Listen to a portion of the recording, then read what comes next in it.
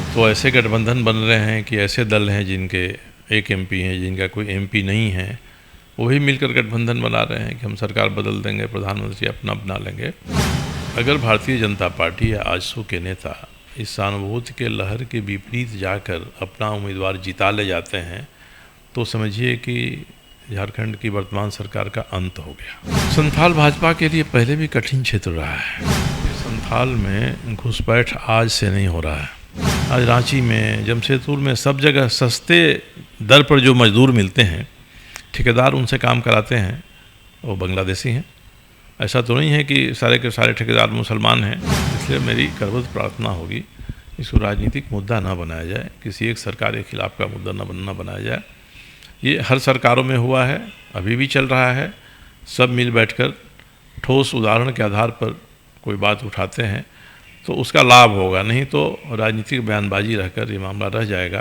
किसी को इसका फ़ायदा नहीं होगा, सबको इसका नुकसान होगा। नमस्कार, द न्यूज़ पोस्ट देख रहे हैं आप और मैं हूं आपके साथ समीर। 2024 लोकसभा चुनाव में भले ही देरी है, लेकिन झारखंड में राजनीतिक सरगर्मी काफ़ी तेज है। तमाम दल जो है वो अभी से ही तैयारी में जुट गई है। खास बात अगर हम करें तो डुमरी उपचुनाव को लेकर पहले से झारखंड में सरगर्मी तेज है और भाजपा की ओर से अगर बात करें तो प्रदेश अध्यक्ष में बदलाव किया गया है और आदिवासी चेहरे को आगे किया गया। तो उधर कांग्रेस में भी प्रदेश अध्यक्ष बदलने की चर्चा जोरों पर है। इस पर हम बात करेंगे विधायक सरयू राय से। किस तरह से इसे देखते हैं? 2024 में अभी देरी है, लेकिन सरगर्मी अभी से काफ़ी तेज झारखंड में है। 2024 में कहाँ देरी है? 6 महीना 7 महीना के बाद तो चुनाव की घोषणा होने रहेगी। चुनाव सिर पर आ गया है, देश की संसद के लिए चुनाव हो रहा है, तो इस बात पर चर्चा तो होनी चाहिए और जनता में बहस हो, बहुत अच्छी बात है। जनता कैसा व्यक्ति को प्रधानमंत्री चुनना चाहती है, कैसी सरकार बनाना चाहती है, इसके बारे में जितनी बहस होगी उतना ही अच्छा होगा। और हर व्यक्ति का इसमें अपना अपना नज़रिया है। देश को एक रहना चाहिए, देश को अखंड रहना चाहिए। जो व्यक्ति प्रधानमंत्री बने या जैसे गठबंधन की सरकार बने, वह गठबंधन वैसे तत्वों को दंडित करने, रोकने में कामयाब हो जिनको देश के बाहर से भी समर्थन मिल रहा है। कोई कनाडा से, कोई ऑस्ट्रेलिया से, कोई कहीं से ये दबाव डाल रहा है, तो देश की आंतरिक व्यवस्था भी सुदृढ़ रहे और बाहर के दुश्मनों से भी वह व्यक्ति या वह गठबंधन जो सरकार बनाता है लड़ने में कामयाब हो। ऐसी सरकार लोग चाहते हैं। वैसे लोगों में मैं भी शामिल हूँ और मुझे लगता है कि सबसे प्राथमिकता देश की एकता अखंडता होनी चाहिए। विकास तो सरकारें करेंगी, मगर देश में अगर कानून व्यवस्था ठीक नहीं रहेगी, हर जगह अशांति रहेगी, तो देश का विकास नहीं होगा। आज देश की विविधताओं में सामंजस्य बैठाकर एकता स्थापित करने की है, न कि हमारी जो विविधताएं हैं उनको और अधिक हमको प्रखर करना है और छोटा छेद है उंगली डाल के उसमें बड़ा छेद कर देना है। तो चुनाव के समय ऐसी वारदातें होती हैं जब छोटे बड़े समूह सभी को उकसाने वाले लोग सामने आते हैं और इससे राज्य में, देश में सभी जगह ऐसी स्थिति बनती है कि लोग विचलित हो जाते हैं कि साहब ऐसा होगा तो कैसे चलेगा। इसलिए देश किसी भी रूप में कमज़ोर ना हो, ये सोचकर ही अगले लोकसभा चुनाव में किसी को वोट देना चाहिए। आपने भी एक पार्टी का गठन किया है, तो क्या लोकसभा चुनाव में अपना कैंडिडेट उतारेंगे? मैंने पार्टी का गठन नहीं किया है, एक पार्टी लोगों ने गठित किया है, मुझे उसका संरक्षक बनाया है। तो मैंने उनसे कहा है कि आपके साथ जो लोग भी इस प्रदेश में जुड़े हुए हैं उनको एक बार किसी दिन बुलाइए, विचार विमर्श करिए वो क्या चाहते हैं। और कोई एक पार्टी छोटी किसी राज्य के कुछ हिस्सों में काम कर रही है तो वह देश नहीं बदल सकती है। लोगों से विमर्श होगा, वो बताएंगे, मैं भी अपनी राय बताऊंगा उनको कि भाई लोकसभा चुनाव में हमारी भूमिका क्या होनी चाहिए। अब तो ऐसे गठबंधन बन रहे हैं कि ऐसे दल हैं जिनके एक एमपी हैं, जिनका कोई एमपी नहीं है, वही मिलकर गठबंधन बना रहे हैं कि हम सरकार बदल देंगे, प्रधानमंत्री अपना बना लेंगे। दृष्टिकोण व्यावहारिक रखना चाहिए। और ऐसे आज ही मैंने कहा है कि कोई 10 दिन 15 दिन का समय लेकर आप ऐसे लोग जिनको मानते हैं कि वे आपके सहमना हैं, आपके साथ शामिल हैं, ऐसे लोगों को बुलाइए। हर ज़िले से 5 लोग 7 लोगों को बुलाइए। ऐसे 100-150 लोगों के बीच में एक बहस होनी चाहिए और तब आगे कोई निर्णय इससे होना चाहिए। लोकसभा चुनाव में इस बार झारखंड की बात करें तो रघुवर दास हो या बाबूलाल मरांडी भी मैदान में जाने वाले, तो किस तरह से देखते हैं और क्या फ़ायदा या नुकसान इससे होगा? अब ये लोग उनकी पार्टी से जुड़े हुए हैं, तो भाजपा क्या तय करती है किसको लड़ाना है, किसको नहीं लड़ाना है, किसको टिकट देना है।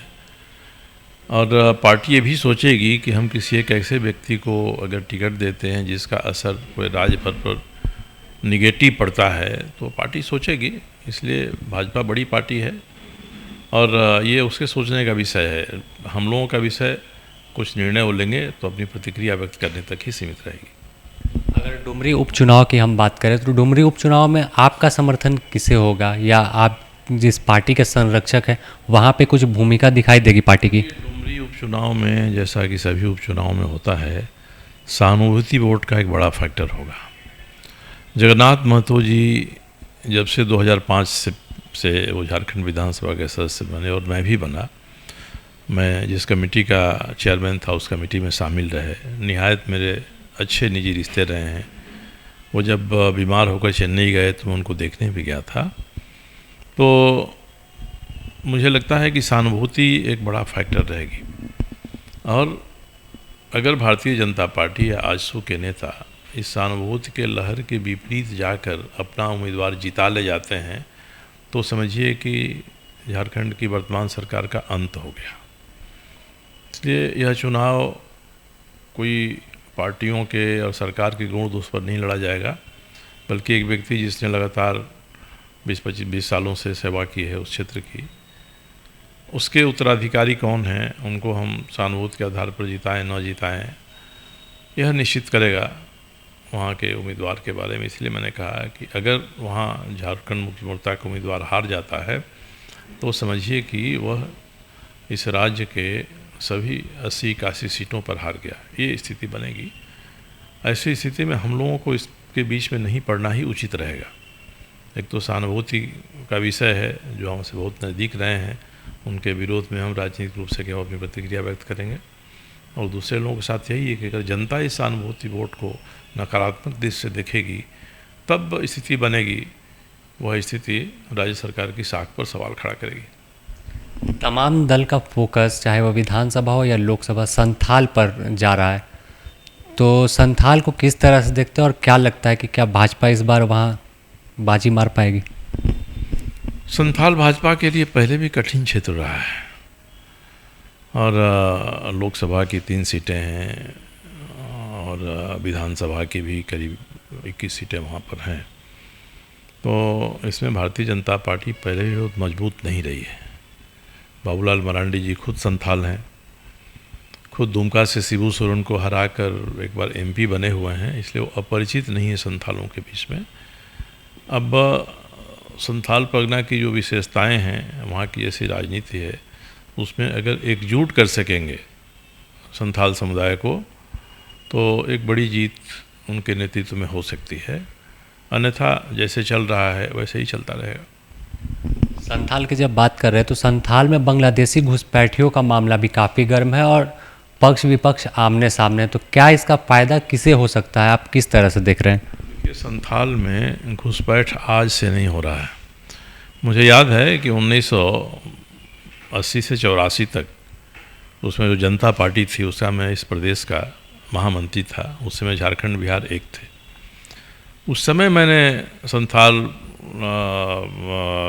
परगना के दौरे पर जाकर जो रिपोर्ट दिया था उसमें कहा था घुसपैठ हो रही है।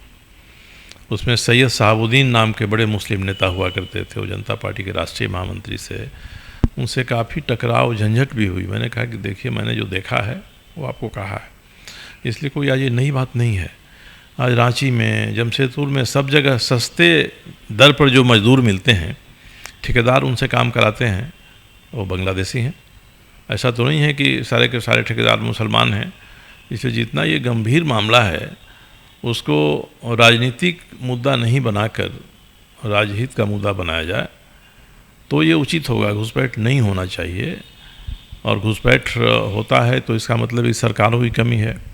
हेमंत सोरेन तो पिछले 3 साल से मुख्यमंत्री हैं, तो इसी 3 साल में घुसपैठ हो गया, शुरू हो गया और बहुत बढ़ गया, ऐसा नहीं है। ये प्रक्रिया लंबे समय से चलती आ रही है।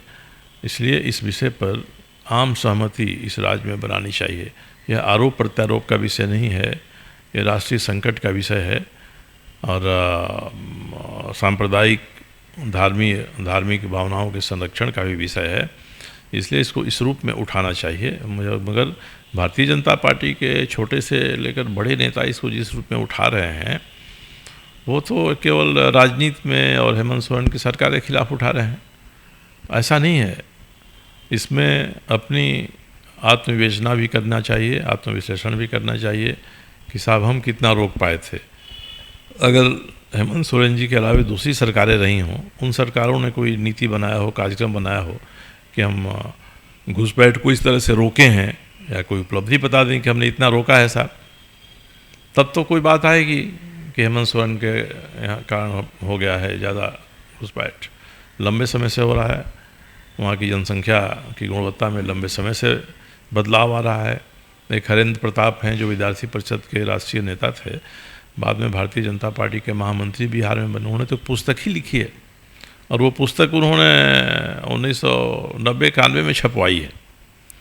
तो घुसपैठ हो रहा है, मगर घुसपैठ किसी एक सरकार के कारण नहीं हो रहा है। ये राजनीतिक विषय नहीं है, ये राष्ट्रीय विषय है और जनसंख्या के परिवर्तन का विषय है। इस रूप में लेकर इसके बारे में सर्वसम्मति बनाई जानी चाहिए।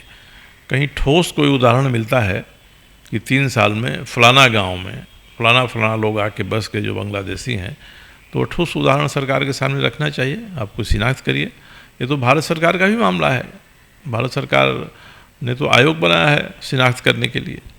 असम में वो हो रहा है, तो जब असम में हो सकता है तो यहाँ भी हो सकता है। इसलिए मेरी करबद्ध प्रार्थना होगी, इसको राजनीतिक मुद्दा ना बनाया जाए, किसी एक सरकार के खिलाफ का मुद्दा न बनाया जाए। ये हर सरकारों में हुआ है, अभी भी चल रहा है। सब मिल बैठकर ठोस उदाहरण के आधार पर कोई बात उठाते हैं तो उसका लाभ होगा, नहीं तो राजनीतिक बयानबाजी रहकर ये मामला रह जाएगा, तो अंततः तो इस राज्य का, इस देश का नुकसान होगा इससे। इसमें फ़ायदा किसे होगा और नुकसान क्या, अगर वोट बैंक के हिसाब से हम देखें तो? देखिए, राष्ट्रीय स्तर पर जो गठबंधन बने हैं उनके अपने अपने समर्थक वर्ग हैं, उसकी भावना के अनुसार ये उठाते हैं। भारतीय जनता पार्टी इसको इसीलिए उठा रही है कि उसको संथाल परगना में या पूरे प्रदेश में इसका लाभ मिले, और सरकार उनका जवाब बड़ी गंभीरता से इसे नहीं दे पाती है कि सरकार को लगता है कि भारतीय जनता पार्टी के लक्ष्य पर समाज का जो वर्ग है वो हमारे साथ है, इसलिए हम कुछ भी ऐसी बात ना कहें जिससे उनकी भावना को ठेस पहुँचे। तो ये जो ध्रुवीकरण का मामला बनते जा रहा है, इस ध्रुवीकरण के मामले में झारखंड जैसे राज्य में किसी को इसका फ़ायदा नहीं होगा, सबको इसका नुकसान होगा। राज्य और देश के लिए कितना घातक है आने वाले दिनों में, क्योंकि दूसरे देश से लोग यहाँ पर आके बस रहे हैं? नहीं बस रहे हैं, ये तो देश के लिए बहुत बड़ा घातक विषय है, मगर किसके समर्थन से बस रहे हैं? वे मुसलमान हैं, बांग्लादेश से आ रहे हैं, हिंदू शरणार्थी भी आए हैं, वो शरणार्थी हैं, उनका अलग दर्जा है, मगर बसाने में केवल मुसलमान ही मदद नहीं कर रहे हैं। क्यों नहीं, जितने बड़े बड़े कॉन्ट्रैक्टर हैं, ठेकेदार हैं, सरकारी काम लेते हैं, वो तय करते हैं कि कौन हमारा मजदूर होगा, उसकी हम शिनाख्त कराएं, उसकी पहचान कराएं और कहें कि हम नहीं, केवल हम भारतीय को ही रखेंगे। तो सस्ता दर में जो आधा मजदूरी लेकर काम करने वाला है वो आ जाता है, तो सब लोग रख लेते हैं। सब तो मुसलमान ही नहीं हैं। इसलिए जब तक यहाँ के जनता की ज़मीर नहीं जगेगी, और हिंदू भावना से हम इसको उठा रहे हैं, जब एक हिंदू की ज़मीर नहीं जगेगी और हिंदू इसको अपने राज्य, देश और धर्म के खिलाफ नहीं मानेगा, तब तक कहाँ से रुकेगी ये चीज़ें? ये इसीलिए नहीं रुक पाती हैं। ऑफिसर हैं, चाहे वो बॉर्डर सिक्योरिटी फोर्स के लोग हों, सीआरपीएफ के लोग हों या झारखंड पुलिस के लोग हैं, ऐसा तो नहीं है कि केवल मुसलमान है इसलिए सब मुसलमानों को आने दे रहे हैं। तो जागरण तो इस स्तर पर होना चाहिए कि हम अपनी देश की अखंडता, एकता, इस राज्य की अस्मिता को सुरक्षित रखना चाहते हैं, तो हम अपने भीतर झांक कर देखें। इसलिए मुझे कभी कभी हंसी आती है कि जो सवाल इस बारे में बयान के रूप में सरकार के, राज्य सरकार के खिलाफ उठाए जाते हैं, उसमें गंभीरता कितनी है साहब।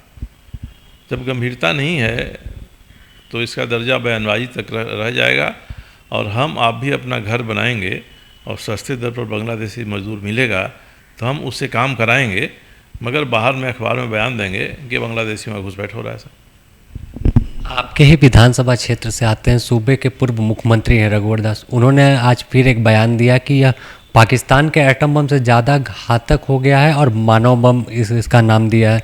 देखो, बड़े नेता हैं, भारतीय जनता पार्टी के राष्ट्रीय उपाध्यक्ष हैं, इस राज्य के मुख्यमंत्री रहे हैं, तो ये बताना चाहिए कि हम मानव बम 5 साल में उनका शासन था तो यहाँ आया कि नहीं आया, और उसको रोकने के लिए उन्होंने कौन सा ठोस उपाय किया। 2-4-10 उदाहरण बता देते कि भाई हमारी जब सरकार थी तो बांग्लादेश से फलाना आ रहा था, उसको हमने फिर वापस भेज दिया वहाँ पर।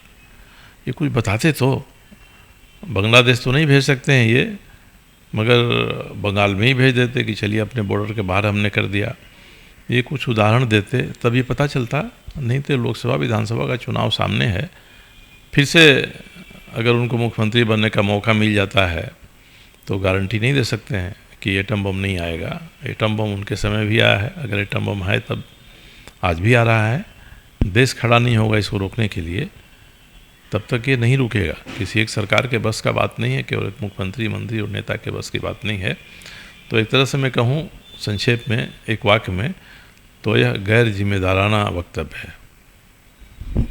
आपने सुना विधायक सरयू राय ने, चाहे वह झारखंड की मौजूदा राजनीतिक हालात हो या 2024 को लेकर जो तमाम दलों की सरगर्मी तेज है, उस पर अपना जो बयान है वह रखा। और इसके अलावा अगर हम बात करें खासकर जो साहेबगंज इलाका और संथाल काफ़ी चर्चाओं में बना हुआ है, हर दिन बांग्लादेशी घुसपैठियों के मामले सामने आ रहे हैं। इस पर इन्होंने इसे कहा कि जिम्मेदाराना जो लोग हैं वह इस सीरियस लेकर इस मामले को सॉल्व करें। यह कोई नई बात नहीं है, शुरू से ही दूसरे देश से झारखंड में लोग घुस रहे और यहाँ पर लेबर मजदूरी का काम कर अपना नया ठिकाना बना रहे हैं। द न्यूज़ पोस्ट में फिलहाल इतना ही। अपने सहयोगी संतोष के साथ Sameer, the news post, Ranchi.